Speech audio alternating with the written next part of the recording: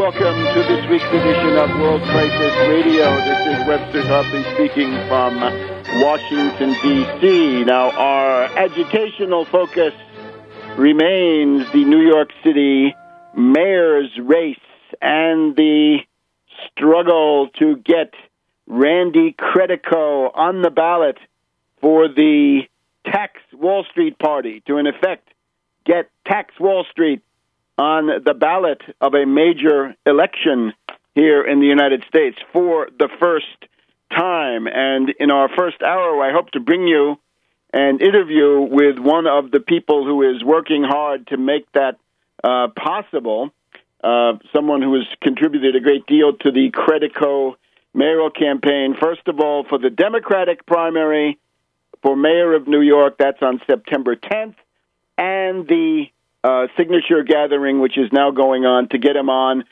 all the way to November. 2 more months of agitation, campaigning, and political education of the masses. That would reach to the 5th of November, I believe, first Tuesday after first Monday in November.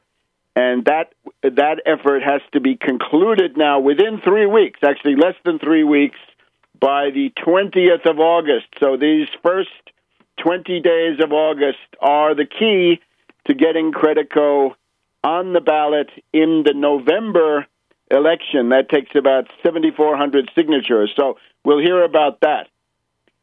The other questions that we have to look at,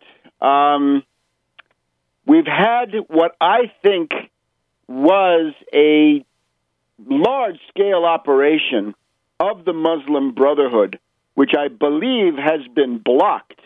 But this was a close thing, and I think what I'm seeing, the intelligence picture that I'm getting, is that we were dealing with an attempt to create the Muslim Caliphate. The Caliphate, yes, to go back to what we haven't had in the world since the fall of the Ottoman Empire, right? When the Turkish Ottoman Empire ended right after World War I, up until that point, the Turkish Sultan had for a couple of centuries been the Caliph of the Ummah, of the Islamic world. And that came to an end with the work of Mustafa Kemal Ataturk. And I think what we've just had, and we're still in the middle of it to some extent, is the attempt to create that caliphate. In other words, the Ikhwan, the Moslem Brotherhood, using their alliance with the CIA, attempted to use that as a springboard to begin wiping out a number of the nation states on the map, in particular in North Africa. And these nations were, it seems to me, due to be subverted, overthrown, and so forth, a large-scale operation, which was stopped primarily by the counter-coup, by General Sisi, the Nasserists of Egypt, and also by other efforts, in particular in Syria, the ability of President Assad to hold the line and to stop the rebels. And I think the accelerating collapse of the Syrian rebellion is the other big story. These actually interlock. Let's just set the scene, though. What we've got right now, as of this morning, the State Department has put out a travel advisory for American citizens. If you're going anywhere in North Africa, the Middle East, the Arab world, it looks to me like this goes all the way from, essentially from Morocco all the way to Pakistan.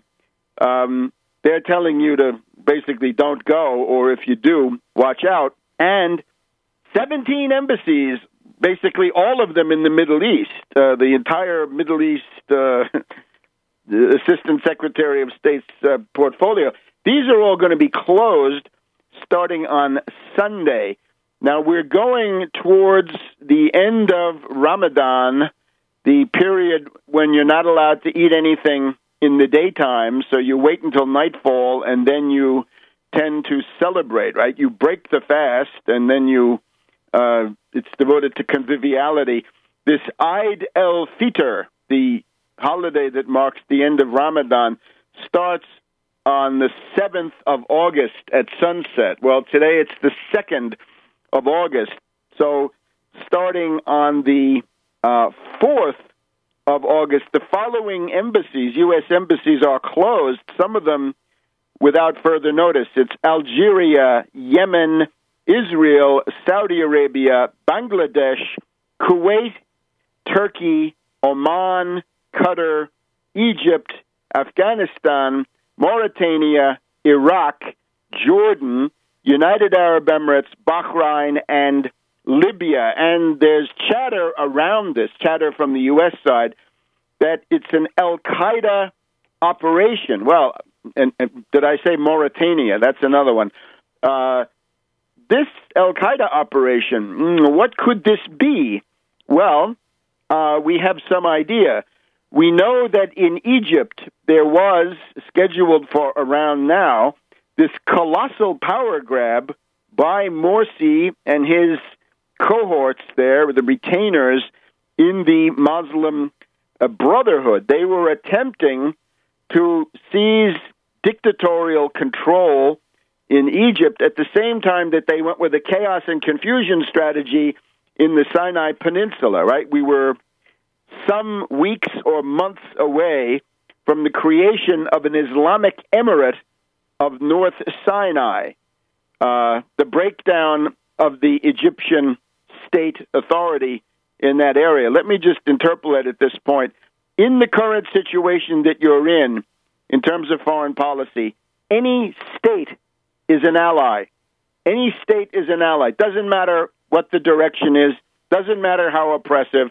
Any state is an ally because in most cases the alternative tends to be absolute chaos, delirium, and the collapse of civilization, because that's what these emirs, imagine a 2-bit emir, right? It's like an emir, it's about the same as a count, a Graf in Central Europe, right? You might be the Wildgraf or the Markgraf or the Burggraf. You'd be the count of the castle, the count of the barnyard, the count of the farmhouse, right? Of the Saustall, I guess in some cases, right? The pigsty, the Graf of the Saustall. So this is the idea with these emirs, right? These are petty local warlord tyrants, and the emirs. That's what's ruling parts of northern Syria, and that's what was on the schedule here for the northern part of the Sinai Peninsula. So the Egyptian army this past week has launched a large-scale operation to crush the forces attempting to carve an Islamic emirate out of the territory of the country of Egypt. So that is obviously key. And at the same time, there was this plan afoot that we followed here in some detail to use the 500,000 people of the Egyptian armed forces to attack Syria. That was the plan of Morsi and company. And perhaps also an attack on Ethiopia, right? The country which it may be the oldest Christian country. Certainly Ethiopia would have been a target, and the attempts of Ethiopia to provide economic development and water projects along the Blue Nile. So that's part of it. But at the same time, we had in the past week or 10 days in Libya the assassination of one of the main leaders of the opposition, Musmari, a Nasserist. They bill him as a leftist. He's not so much a leftist as a Nasserist. And in Tunisia, Brahmi, B-R-A-H-M-I, Brahmi, the leftist or Nasserist leader there. You get the idea, an attempt to consolidate dictatorial rule through assassinations. And we'll be back in a minute on World Crisis Radio. What's safer and cheaper? Welcome back to World Crisis Radio. Webster Tarpley here in Washington. It's August 2nd, Friday afternoon here in the nation's capital. What we seem to see is this pattern across North Africa and the Middle East of a power grab, let's call it Operation Caliphate that was in the process of going off, right? It was in the process of starting as of about the end of June, and we're seeing these events occur. Fortunately for the world, the centerpiece of all this, the creation of an unconditional Moslem Brotherhood dictatorship under Morsi in Egypt, right, with the jihad being declared against Syria, right? That those go together, right? If you start a war with Syria, that's a perfect excuse for declaring a state of emergency at home. But at the same time, Morsi refusing to crack down against the crazies in the Sinai. And the Sinai has been, the Sinai Peninsula, right, between the Suez Canal and the Israeli border, and Gaza, on the other hand, in the east, that Sinai Peninsula has become a kind of happy hunting ground for death squad types, jihadis. If you don't go to Syria, then certainly you're going to have a chance of going to Sinai to create trouble there. And again, it seems to me that that part of it is clearly promoted by the CIA and NATO, because the presence of an Islamic emirate in the Sinai is the perfect pretext for NATO to seize the Suez Canal, right? Saying, oh, we don't want to do this, this is terrible, but we have to, because this is an international waterway, and here we have al-Qaeda terrorists who have now carved out a piece of land either right along the bank of the canal or very close to it, depending on how much they think they can grab. So the Islamic Emirates together, right? You get a bunch of Emirates, you slap them together, you get the Caliphate, and who knows what this was going to look like. Maybe the head of the Islamic, the Moslem Brotherhood in Egypt, Badi might have been the candidate for the Caliphate, right? At least Badi has the decency of wearing a clear label. So, Comrade, Badi is either he's got a warrant out or he's already arrested. So watch out for Badi. Who knows how far he thought he was going to go. But the pattern then reaches, first of all, to those 17 countries mentioned by the State Department this morning, a worldwide travel alert focused on North Africa, Middle East, 17 embassies, right? You can get the details again if you didn't hear all of them in the first segment. It's at NBC News International. They're the source of this, right? You look at the State Department website, you can't find their own notice that these places are going to be closed. I guess they do it case by case. So in Libya, we had the assassination of the Nasserist leader Musmari. That was then followed, however, by large-scale demonstrations of secular forces, even in that godforsaken Benghazi, Derna, Tobruk corridor, which was such a theater of fighting, right, between Rommel and the British, the Italians and Rommel against the British in World War II. There was a large demonstration in the wake of the Musmari assassination of secular forces who wanted the government of Libya to crack down on the death squads that have been running wild since the assassination of Gaddafi and the fall of his regime. So that's Musmari. In Tunisia, it's this guy Brahmi, Nasserist, and that comes in the wake 6 months earlier of the assassination of Bel Aid. And the idea there is that the Ennahda party had been clinging to power. They were elected 2 years ago with a mandate to write a constitution and hold elections. It's now 2 years since they got that mandate, and they haven't done either. Apparently the constitution's not ready, and there have not been these elections. So clearly they're looking towards some kind of a dictatorship. So in Libya, it's the net effect of, many of these emirs. In Tunisia, it's the attempt of the Ennahda to stay in power. And we probably ought to factor in Iraq, where the al-Qaeda death squads have had their most active month in 5 years, right? July of 2013 is the month since 2007 with the highest count of people killed through suicide bombs, car bombs, and other such terrorist attacks. And most of those, I guess, 2/3, 3/4, 4/5 are Al-Qaeda. So it is this Sunni emirate, Sunni Caliphate, I guess, in action that's trying to move forward. So you get the idea. This is possibly the Moslem Brotherhood acting according to their alliance with the CIA, which has been evident, right? The Moslem Brotherhood, founded by British intelligence in the late 1920s and in a close alliance with the CIA for the past several years. Certainly the centerpiece of this whole fake Arab Spring has been that. Or it could be the Moslem Brotherhood striking out on its own as a Frankenstein and attempting to grab power far beyond what the U.S. wanted. And that possibility might then explain the somewhat ambivalent response of the Western powers. For example, Baroness Ashton, the mediocrity who runs the European Union foreign policy shop left to her by Solana of Spain.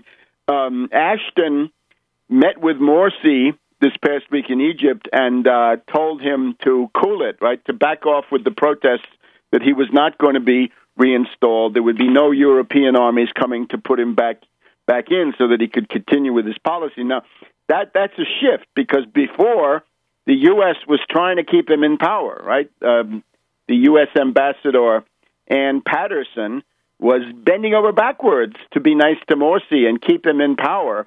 And that was the word also then reflected in the Cairo streets. Kerry, Skull and Bones Kerry, the Secretary of State, has come out saying that the Egyptian coup, as he calls it, he doesn't call it a coup, sorry. He calls it the attempt to restore democracy and avoid chaos. And he says, so far, it looks like this was millions and millions of people asking the military to put a stop to dangerous abuses and activities by Morsi. Now, of course, it's a coup, but it's a counter coup, and that's the answer. Now, Kerry, obviously not going to tell you that. Kerry, I think, is frustrated. His attempted coup of his own on the 12th of June, with the help of Foreign Secretary Haig of Great Britain, to launch bombing against Syria failed, and now he has sort of got to play along with the people in power in Cairo, because he has really no choice. It means that the counter coup is consolidated. Back in a minute. Welcome back to City. You'll keep up with everything at Webster G. Tarpley Twitter feed and tarpley.net. So, the attempt to create a fait accompli across large parts of North Africa and the Arab world, quite possibly, with dictatorships of the Moslem Brotherhood, Egypt attacking Syria, possibly also attacking Ethiopia, and we see these operations, like the parts of this that were already in motion and guys couldn't be stopped, despite the Egyptian coup, right? With the Egyptian counter coup, you've got the guts torn out of this effort, but we still see the disparate parts continuing along in Egypt, in Libya, Tunisia, Iraq, and elsewhere, and possibly also with this Al-Qaeda alert coming from the State Department about the 17 embassies in the Middle East, worldwide travel alert, and Americans in the Middle East, North Africa, better watch out. The centerpiece, though, is weakened. The leading edge of this entire thing would have been the Moslem Brotherhood of Egypt, and we're told that Morsi, with his incompetence, with his lies, with his political ineptitude and bungling, weakened the Moslem Brotherhood more in 1 year than the entire repressive efforts of Nasser, Sadat, Mubarak, and others over quite possibly almost 60 years, 60, 70 years even. Morsi, the spare tire president, meaning he's the one that nobody wanted, the ones that that the base wanted were disqualified for various aspects of their criminal record and what have you, although it turned out Morsi had a criminal record of his own. But little Rand Paul comes into the picture, and little Rand tried to cut off aid to Egypt this week. This is interesting. It's a reactionary policy masquerading as something new. Cutting off aid to Egypt, well, what's he doing? He wants to fight General Sisi. He wants to undercut the Nasserists. Sorry, we're not interested in doing anything to undercut the Nasserists, little Rand. We know that you hate and fear Nasserism in the Middle East because it underlines the bankruptcy and the immorality of the libertarian point of view. But for the Middle East and for many, many other areas, that Nasserism is exactly what the doctor ordered. So we then have to add in the picture of Syria. Syria is winning.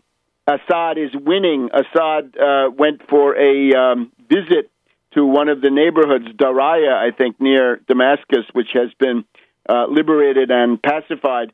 It's about a year since the U.S., the British, and so forth made their big attempt, coordinated by Ben Rhodes in the Obama White House, to oust Assad. Remember, killing several members of the National Security Council of Syria, bringing in a whole new echelon of crazies from various parts of the world, and attempting also with this fake TV, right? That was Ben Rhodes' signature contribution, right? That with fake TV, you could convince people that Assad had left the country and have the regime collapse that way. It turned out that the Syrian state, again, modeled on the Egyptian Nasserist construction of the 50s and 60s, turns out to be more powerful than those methods.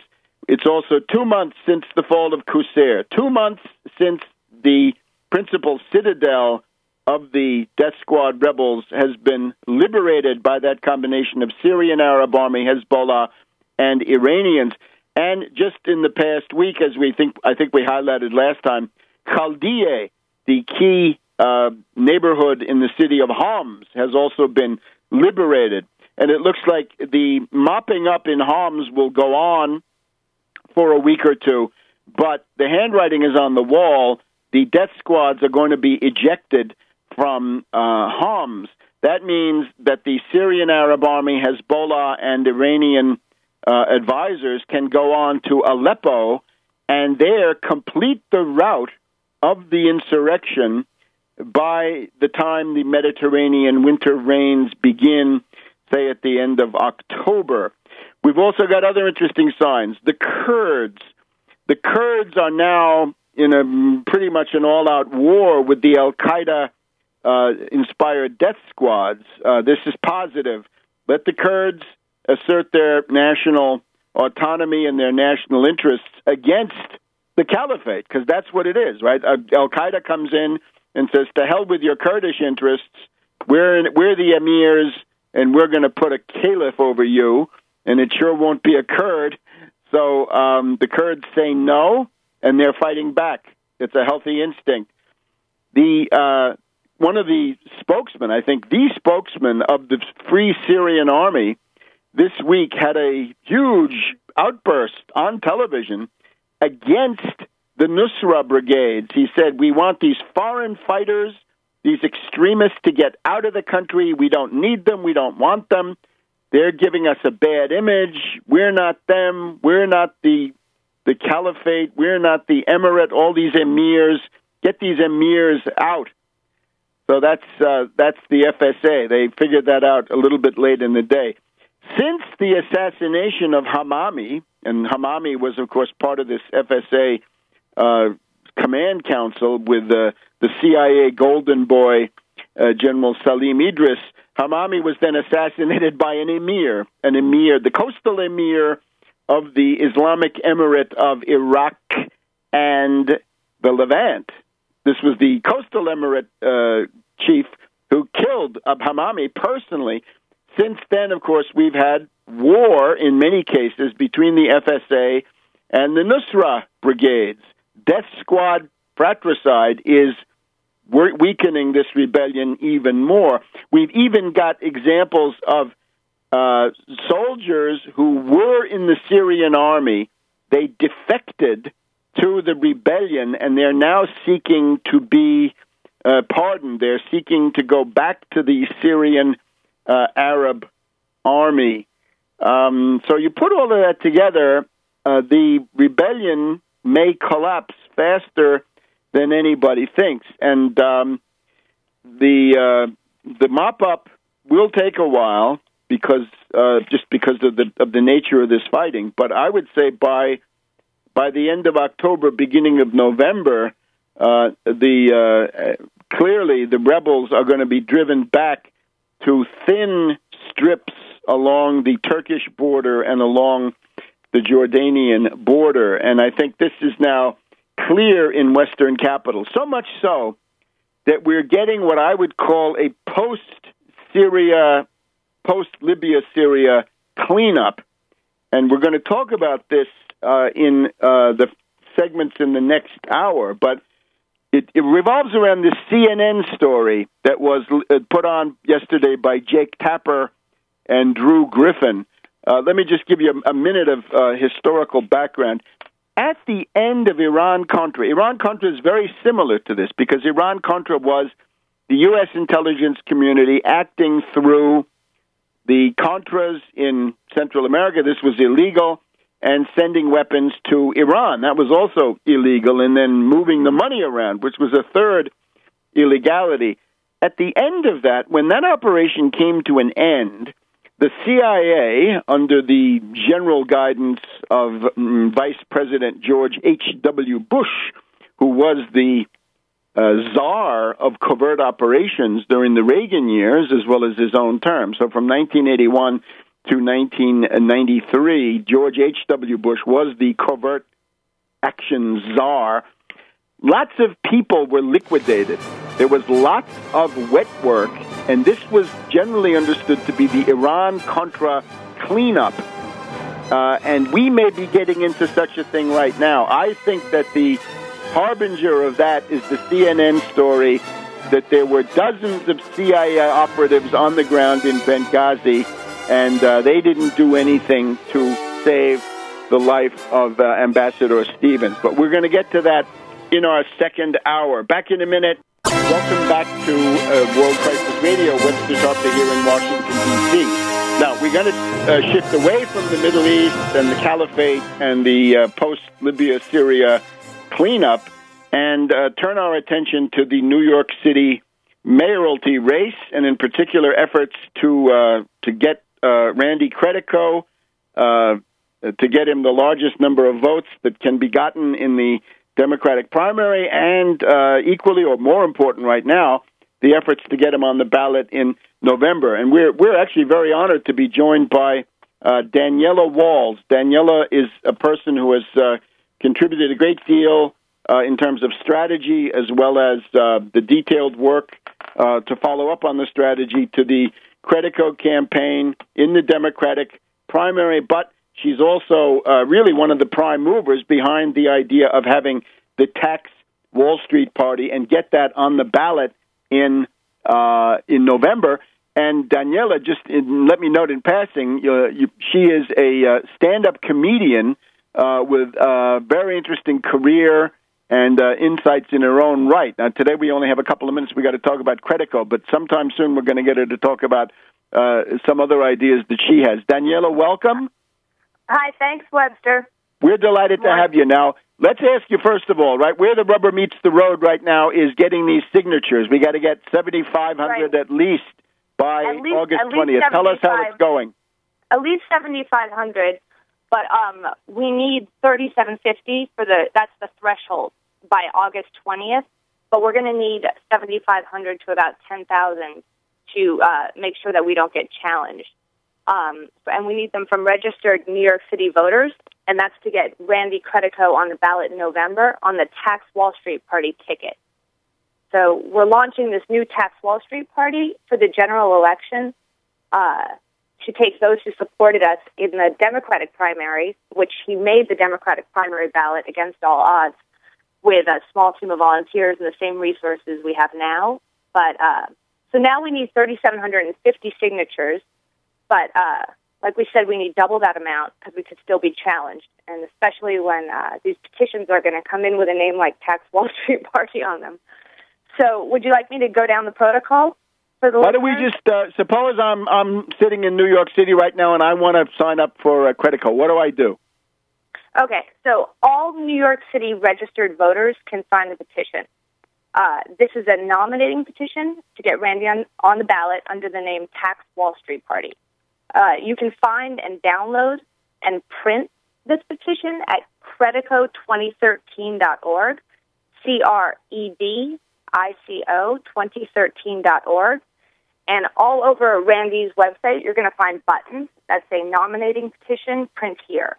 So you print and download, you download and you print that nominating petition. The petition needs to be signed by a witness. You can't just sign it yourself and mail it in. You have to have a witness. This isn't difficult to find a witness because this witness can be any other New York State registered voter. The person signing needs to be a New York City registered voter. To sign or witness the petition, you can be affiliated with any party. You can be a Democrat, a Republican, independent, Libertarian, Green, Druid, doesn't matter. Not like the last round where you had to be a Democrat. This time you can be affiliated with any party. You just have to be a New York City registered voter to sign and a New York State registered voter to witness the signatures. This is all outlined as well in detail on the website. But if you have any questions... Can you give us the website? Yeah, website, Credico2013.org. And if you can't figure it out from the website, it should be clearly explained, but you can always give me a call. That would be appreciated, especially if you're out there helping us petition and you want to get multiple petitions signed. Please give me a call at 310-926-1584 or email me at taxwallstreetparty@gmail.com, TAXWALLSTREET, party@gmail.com. But I want to say this, what the campaign really needs right now are volunteers to get out on the streets of New York City and petition with us. People who will go out and gather as many signatures as they can. We need more than individual signatures mailed in. We need petitioners to come out and help our team. The team is going to be in different locations in New York City every day. The best way to find out where our team is going to be in real time is to call our petition leader. His name is Christopher Reese, and you can call Chris at 908-433. 908-433-3266 is his number. 908-433-3266. And Chris is a really nice guy, so please call him. And the team is out having fun and doing a great job, but we need more volunteers. So if you want to volunteer, please give us a call. And in this, you can come from anywhere you want, right? You can come from California, whatever it is. Yes, yes, because we're going to have enough witnesses there. So we could use the manpower. So we are going to have... You got to bring people to the table, right? You got to go out and say, hey, come and sign, get them over to the table, and then the New York State accredited people take over. Exactly. All right, wonderful. Now, and right now we're organizing, if anybody is coming from out of town, also give us a call because we're organizing some places for people to stay. If anybody wants to come in from anywhere and work on this full time, we can find you guys places to stay in New York City because that can get really expensive. So right now, I was spending earlier this morning locating potential houses. If you're somebody who wants to volunteer some space or you have an apartment in New York City, that would be excellent too. We need everything we can get right now. Okay, now how about the money, right? The Army travels on its stomach. How about donations? Okay, so if you're not in New York City and you can't get to New York City, but you'd still like to contribute, then you have the option to donate at Credico2013.org/donate. Your donations are going to be helpful right now because they're directly going to pay a team of professional petitioners that can make the big push where our volunteers can't.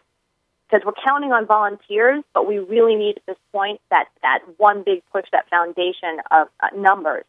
and our professional street team is paid by the hour, but what it's working out, we're finding to be is about $1 per signature. So, like, if you can give $25 and you're not in New York City, then you can look at that as yourself having gathered 25 signatures for us.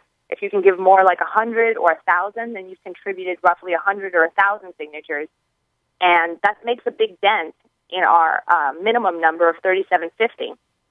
But we need, like I said, 75 to 10,000 to keep ourselves safe from the challenges that they're going to throw our way. Very good. And for many people, this is not a king's ransom, right? This is what some people spend for lunch. So, Credico2013.org. Right, exactly. Like, I was out at a dinner the other night, and I saw that somebody's dinner bill was $400, and I thought, oh, my God, that could be 400 signatures towards something so historic.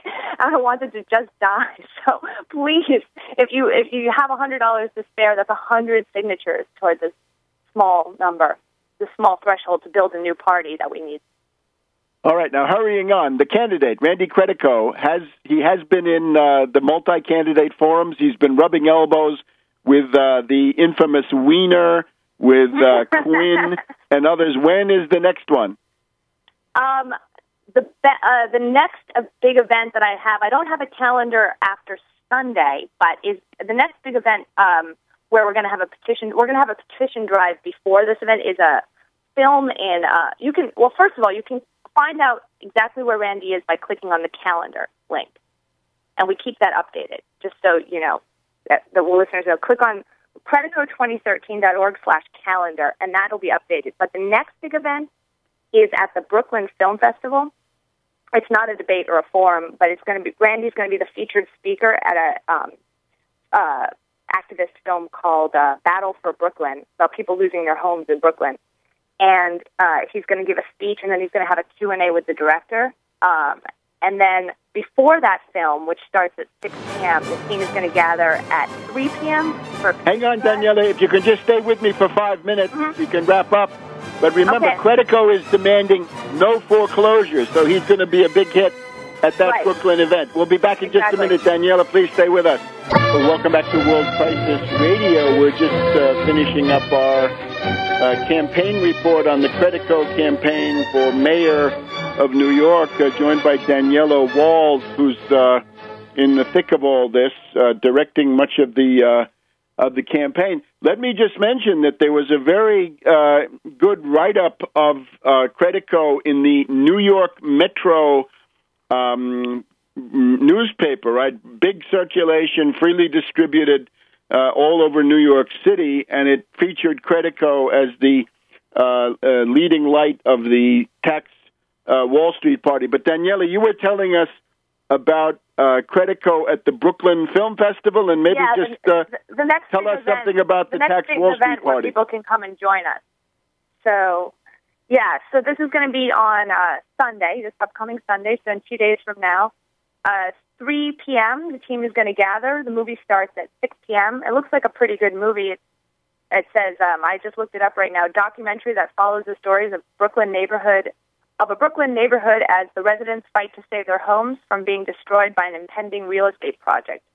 So Randy's going to speak about on the content of that film and talk about his platform and his promises to New York residents. So we are gathering at 3 p.m. for the petition drive, and anybody who wants to stay then can watch the film and hear Randy. Gathering where, if you can tell us that. So gathering where, yes. The location of the theater is St. Francis College. It's in Brooklyn, so it's St. Francis College, 180 Remsen Street, Remsen Street, Brooklyn, New York, 11201, and we are going to be in front of, the team is going to be at 3 o'clock sharp in front of St. Francis College. And all the address will be on the under the calendar, and there'll be a map and directions and all that stuff there.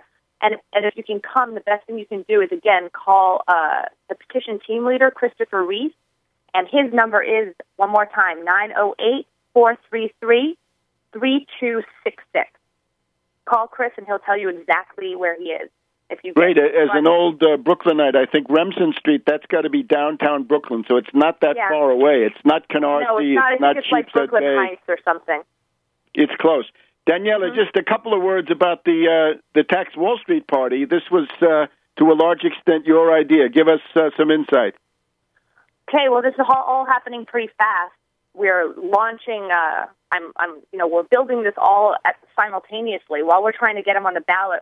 We're crafting this new party as a necessity because it needs to happen. So we're launching the party for the general election. After we got Credico on the ballot for the Democratic primary, we had to quickly go to Plan B, and we want to take those supporters, those who supported us from the Democratic primary, right into the Tax Wall Street Party.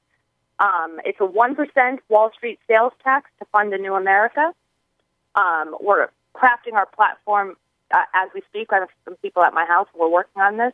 And the main point is a 1% Wall Street sales tax and what can be done with that. The stock transfer tax is might be new to some people, and they might think it's outrageous, but it isn't really anything new. Like we used it like earlier in our republic. The stock transfer tax was implemented during the Civil War, and the tax was used in addition to Lincoln. Well, you're the historian, so it's awkward to get into history with you, but it was used in addition to Lincoln using greenbacks to pay for the war. And then it was used again during the Spanish-American War and also in the beginning of World War I. In 1914, Congress adopted a small stock transfer tax that remained on the books until 1966, I think. Right, that's it. Is that accurate? That's right. So we're going back to something that is it's proven to be constitutional. It's tremendously useful, and in today's overgrown, super financialized casino economy, it's just what we need. All right, Daniela, thank you so much. Okay, thank you. You got it. People should contact Daniela at taxwallstreetparty@gmail.com. Correct? taxwallstreetparty@gmail.com. Yes, and please contact me and come out to help us. Thank you. Good, and we'll see you all in the streets. Okay. Thank you, Daniela. One last thing. Thank you very much. Can we get you to promise to come back next week and give us another report? Yeah, I'd love to give you a report because this is all happening so fast and things are changing each week. It's a whole Nobody has a better overview than you. So thank you very much, and we'll see you next week at around the same time. Make a note of it right now. Wonderful. I will. Thank you. Bye-bye, Okay. Webster. Thank you so much. All right. So thank you, Daniela Walls. We're now going to go back to the Middle East, and in particular, this CNN story. What happened in Benghazi? Oh, the Republicans want to know what happened in Benghazi. Well, we have Jake Tappert and Drew Griffin yesterday talking to us about what seems to have occurred, and this is the Benghazi event of September 11th, 2012, right? The October surprise that came a little bit early. CNN has uncovered exclusive new information about what is allegedly happening at the CIA in the wake of the deadly Benghazi terror attack. Now, you knew all this. If you listened to this program, if you read Webster G. Tarpley Twitter feed, there are articles about this that are up on tarpley.net. What was in Benghazi was a CIA facility. It was not a consulate. The consulate was the least of it. The main thing was the CIA annex. And you'll even remember the hysteria of the Romneyite, the Mormon congressman, Jason Chaffetz, in the congressional hearings when he freaked out as the State Department delegation showed an overhead map of Benghazi showing that there was this CIA annex. He said, "You got to take that down. We can't talk about that. They told me to keep this a secret." So Chaffetz, of course, reciting off the CIA script. So this, again, is not new, but this looks to me like the beginning of a cleanup operation that may go from career-ending events to wet work, let's say, life-ending events in certain cases. So here's the way it looks. We're told, according to the CNN story, there were 35 CIA operatives on the ground in Benghazi, more than enough to take out the assault rifles and grenade launchers and beat back the assault of the Sufyan Qumu's Ansar al-Islam, prevent them from attacking the consulate. But they didn't do it. I'm adding this part. So 21 of these CIA people were at the annex. We've been told that there were a couple of people at the annex, but we were never told it was so many. Well, we knew that here on the program. You don't need CNN. You need Tarpley.net. Dozens of CIA operatives on the ground. And what's going on now is that there are frequent, even monthly, polygraph tests. It means a lie detector test to prevent the CIA veterans of this event from talking to the media and the Congress, and they're told that their families will be jeopardized if they spill the beans. Well, we'll be back in a minute on World Crisis Radio. Welcome back to World Crisis Radio. So the CNN story about Benghazi, which simply revisits the facts that I have been talking about since a few hours after the event there in Benghazi, September 11th of last year. We're now told that there's a reign of terror inside the CIA. This would have started under Petraeus, and it would have continued under Morell, and it would now be going on under Brennan.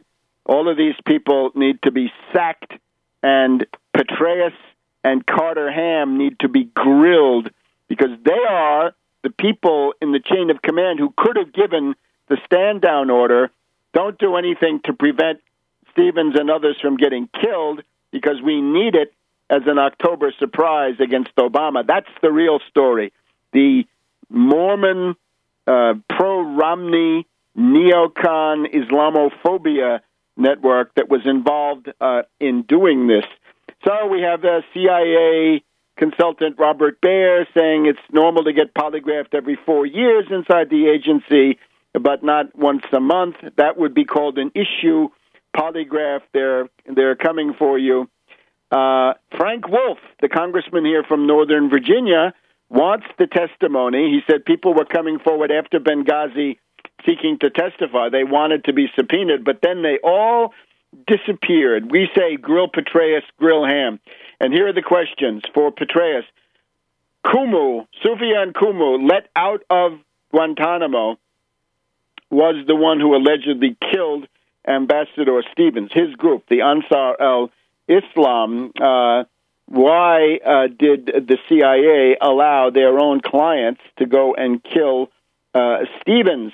Because remember, the Ansar group, this was created, right? Qumu was sent back with the task of overthrowing Gaddafi, and he helped to do it. There's also this thing about the February Martyrs Brigade that were providing the security. They were the ones who fled, right, stripping the security of the compound, such as it was, and that then allowed Stevens to be killed. These martyrs are the ones who killed one of the top contenders to be the head of the Libyan military, General Yunus.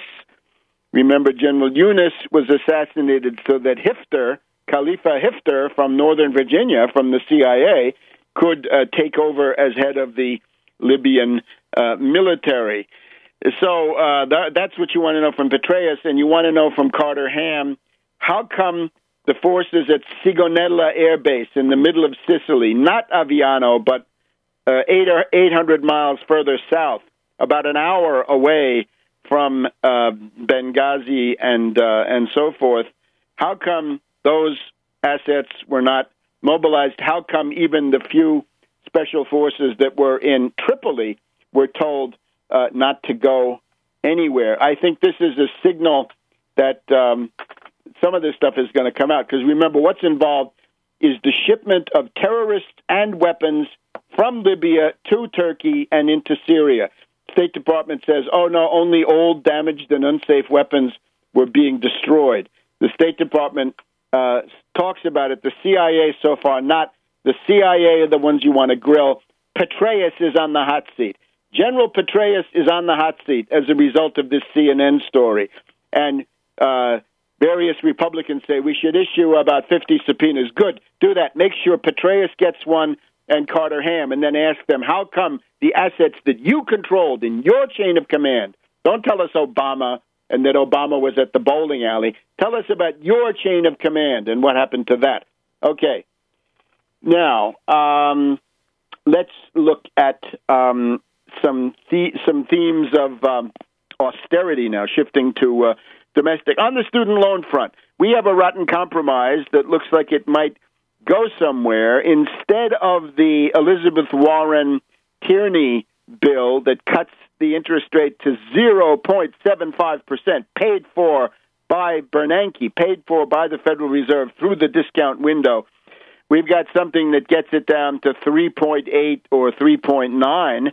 But unfortunately, this is keyed to the 10-year Treasury note, and that is no good. We don't want market forces. We want guaranteed rock-bottom rates so that people who are planning their education, they may be beginning high school now. They want to know what courses to take. Should they hope to go to college, or should they give up in despair? We want to say you're going to have the lowest possible student loan rate, and if a zombie bank can get it for 0.75, you should not have to pay 3.8. And, of course, the secret is that this will then go on to become a much higher rate.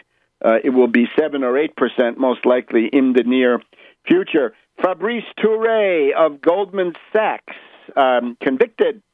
Remember what he did. This was a collateralized debt obligation. It was not just a collateralized debt obligation. It was a synthetic collateralized debt obligation, a CDO squared. That means a collateralized debt obligation that contained other collateralized debt obligations. What should happen with all of this? Ban them, outlaw them, shred them, delete them.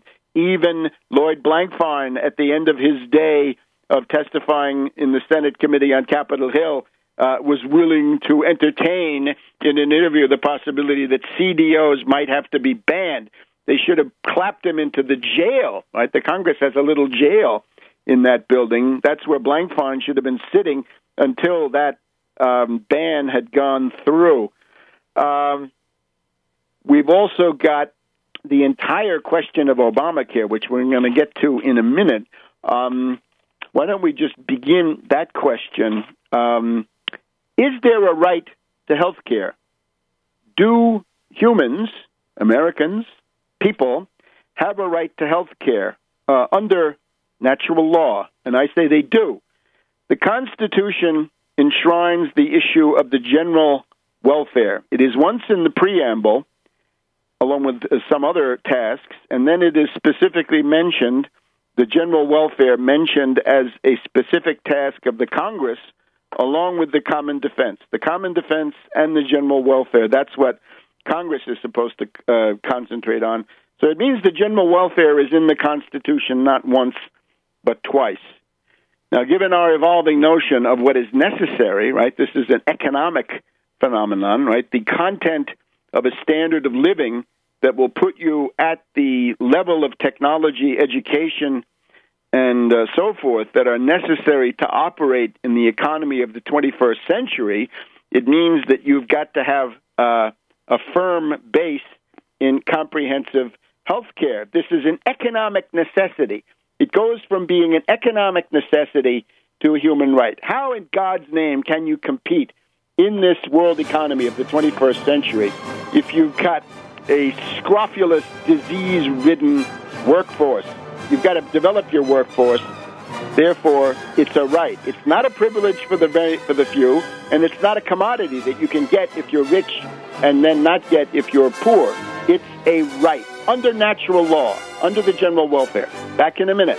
Welcome back to World Crisis Radio. So now let's look at the Obamacare question once again. As you know, as long as the issue remained open, as long as the bill was subject to amendment, I was pushing for Medicare for all. That means a government takeover of health care. Yes, indeedy. Along the lines of Medicare, and so the only change would have been remove the age 65 requirement in Medicare, make it available to everybody for about $100 per person per month. That would solve it, and that would be, universal health care. You've got to develop your labor force, or you are ethnographic material for Chinese anthropologists in the 21st century. This is simply an imperative. It does not admit of any other solution. You cannot have a disease-ridden workforce and hope, because you've got to train your workers. You've got to give them the extra edge, extra years of education, extra years of technological and other background. You can't afford to have them die. You've got to keep everybody in good health, because each one of them is becoming a vessel of capital investment through education, and that is an imperative. Now, the current situation, Obamacare. Now, as long as this question was open, we were for Medicare for all. Once the bill had been done, we obviously were pushing for amendments and to revisit this. But at a certain point, the door shuts on that. Once it gets before the Supreme Court, you don't want the Supreme Court to be able to just invalidate it and say nothing, zero. Obamacare is better than nothing, provided you're willing to fight, that you're willing to get inside and fight and assert your economic rights, right? We've got our usual weepers, our usual nervous Nellies, right? People who are afraid of injections. They think they're going to die from a flu shot. Oh, my God. The libertarians, right? The benighted, the obscurantists, right? They hate education. They hate science. They hate medicine. They hate universities, hate schools, hate the government. They hate most of the institutions that add up to civilization. So we simply cannot take our lead from these people, right? They're at the level of the hick, right? The rube, the bumpkin, who's afraid of doctors and God knows what. So we've got to turn away from obscurantism and this anti-science hysteria and look at it for what it is. Now, there is a problem. Even Howard Dean has said in the past couple of days that Obamacare does contain a death panel, or at least a potential death panel, and that, of course, is the Independent Payment Advisory Board. Howard Dean writes in the Wall Street Journal of July 29th that the IPAB, Independent Payment Advisory Board, is essentially a healthcare rationing body, and it's going to fail because it's going to try to deny people coverage. That's true. But the remedy to that is not to say, I'm going to stay home and vegetate away and die alone. It's to get in there and fight and, do that with a political mobilization. Now, we're now dealing with the phase where this is either going to take off or not. The Republican argument so far has been that Obamacare is awful and people don't like it. Now, part of this is the hysterical lying propaganda of the Republicans themselves. The other side of it is lying, evasive, rhetorical stance of Obama and his people. He's so afraid to say, yeah, you're going to have to buy an insurance policy. He's a gutless wonder. And, of course, the fact that it's the unknown, because you're really not under it yet, right? The thing has not kicked in. Positive factors include that children no longer have the insurance companies can no longer exclude children because of pre-existing conditions. That will then be extended to the entire population starting on January 1st. And the other thing is that there's no lifetime limit, or indeed, I think, yearly limit for children so far. So there are important positive things. Plus, kids can stay on their parents' policies until they're 26. How is that the end of Western civilization? I don't know. Obviously, we're in a time of economic depression. But if you're in a depression, the remedy to that is not starting to cut benefits, but to have a recovery program so you get out of the depression. Republicans are a million miles away from that. So the Republican line has been, articulated by Dick Morris. Dick Morris says, don't do anything about Obamacare. Let it take effect. It will collapse of its own weight. Yeah. Well, it turns out the Republicans don't believe that. And the one who now lets it out of the bag with fascist cynicism is Ted Cruz. I've heard leading libertarians say they agree with Ted Cruz more and more. Let's get Ted Cruz straight. His wife works for Goldman Sachs. The breadwinner in the family is from Goldman Sachs. So when you see that hypocritical face, right, he looks like a hypocritical Elmer Gantry minister, right, feigning piety, the facies hypocrita of Ted Cruz. This guy is married to Goldman Sachs. That's where the money in the family comes from. Even a libertarian, no matter how stupid you are, and libertarians can get plenty dumb, should be able to figure that one out. So, what does he say? He lets out of the bag that he doesn't believe the Republican line. He says, people are going to love Obamacare. This is the problem. And here's his line. This is Denver in late July. On January 1st, says Cruz, the exchanges kick in and the subsidies kick in. Once those kick in, it's going to prove almost impossible to undo Obamacare. The administration's plan is very simple. Get everyone addicted to the sugar, I would say, to your economic rights, so that Obamacare remains a permanent feature of our society. Now, Obamacare does not realize the inherent human right to medical care. It does so to a very limited extent. But Obamacare does, for the average person, tend to suggest that you have a right to health care and that if nobody else provides it, the government is a quite feasible vehicle for that health care to be provided. So look, this means that Cruz is essentially saying, we've got to sabotage this before it goes into effect because people are going to love it.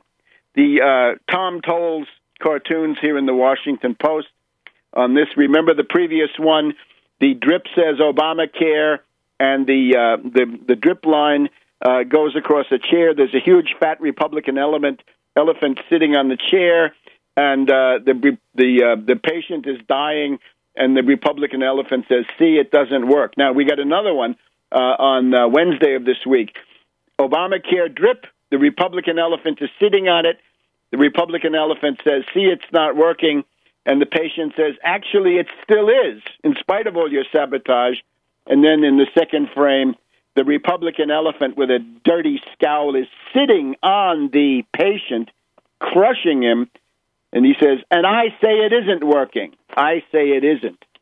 So this is the Republican Party. They're willing to introduce chaos and breakdown into the healthcare system as a right, as the price, which they're happy to pay, you're going to pay, to prevent people from getting the idea that they have the economic right to health care, which we do have under natural law and then recognized in the Constitution. Back in a minute. Welcome back to World Crisis Radio. Webster Tarpley here in Washington, D.C. Let's just continue with this Obamacare question. I recommend that you take a good look at it. Right? You can go to the Kaiser Family Foundation, where you find a calculator of the size of the subsidy for which you might qualify.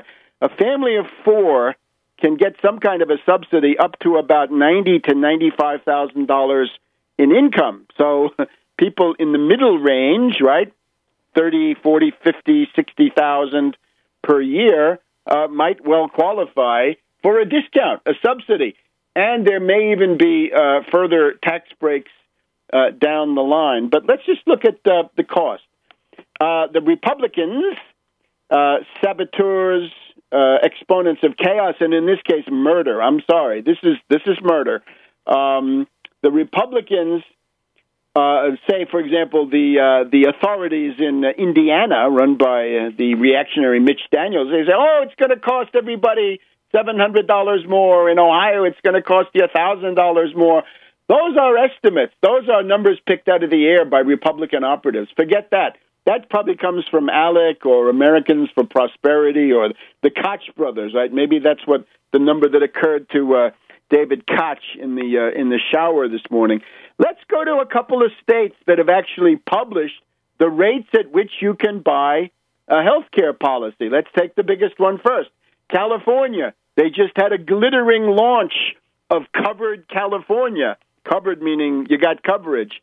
So if you're a 40-year-old single person and you want to buy the silver plan, right, it goes bronze, silver, gold, platinum. In a number of states, there's also a rock bottom catastrophic. So catastrophic, bronze, silver, gold, platinum. And the quality goes up. The other thing is that on the lower ranks, you pay less as a premium and perhaps more as a copay or co-insurance or other fees. Anyway, 40-year-old single person in California, you want to buy the silver plan, sort of in the middle, you would pay $300 a month or $3,600 per year. Now, as of right now, the cost of such a plan, if you're getting it through your job, is $5,500. With obviously some of that being taken over by the job, but it's a discount. It's about $2,000 less if you're getting it under Obamacare. So that comes close to what was promised in that one case. Now, not all cases. A lower income person in California, suppose you've got an income of $17,000, you will pay $700 a year for the silver policy, and you could get the bronze policy for almost nothing, just copays for services rendered. Now, this is before you get to the subsidies. The subsidies come on top of this.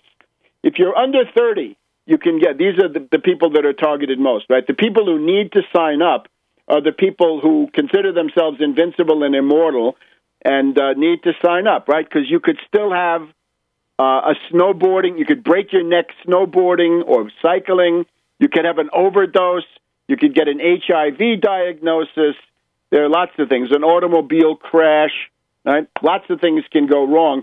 This is just common prudence.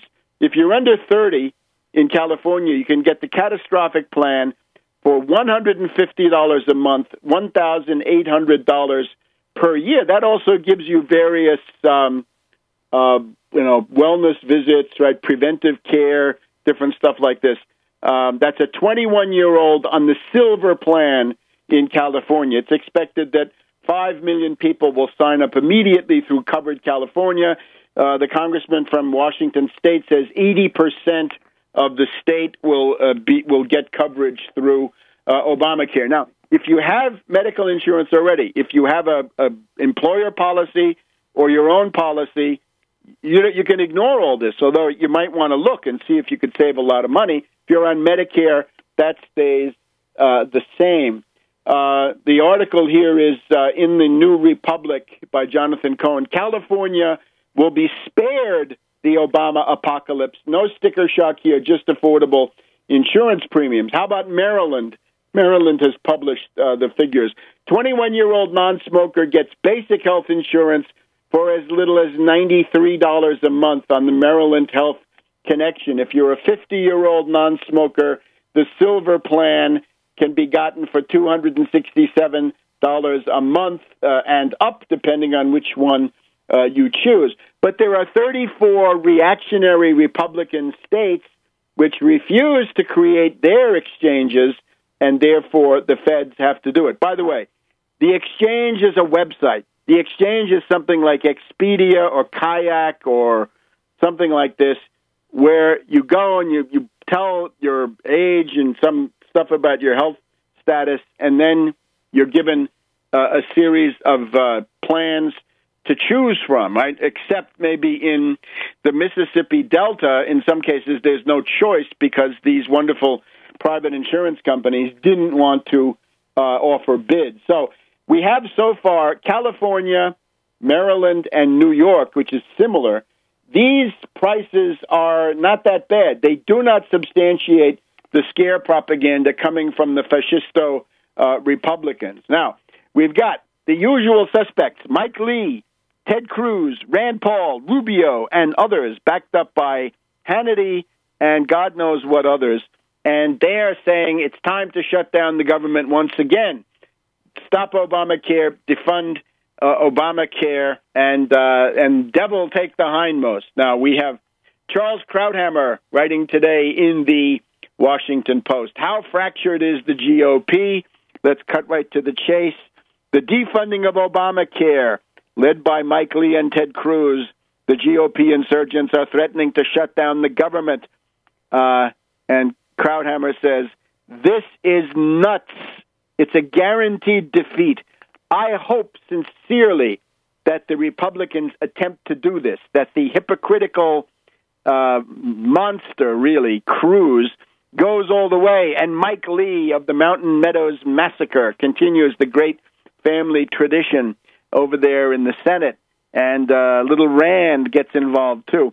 How about this? Michael Gerson, he's a Bush, the younger speechwriter, a custer for our time, and he says, we've got probably 15 members of the Senate that are going along with Lee and Cruz, and you've got the Club for Growth, the Heritage Action for America, you've got Hannity, although not O'Reilly, going along with this chaos and confusion, right? Wreck the federal government, ignore the law, violate the law, go for chaos, confusion, and naturally death. Because if you disrupt the healthcare system in this way, some people are going to die, of course, but these people don't care.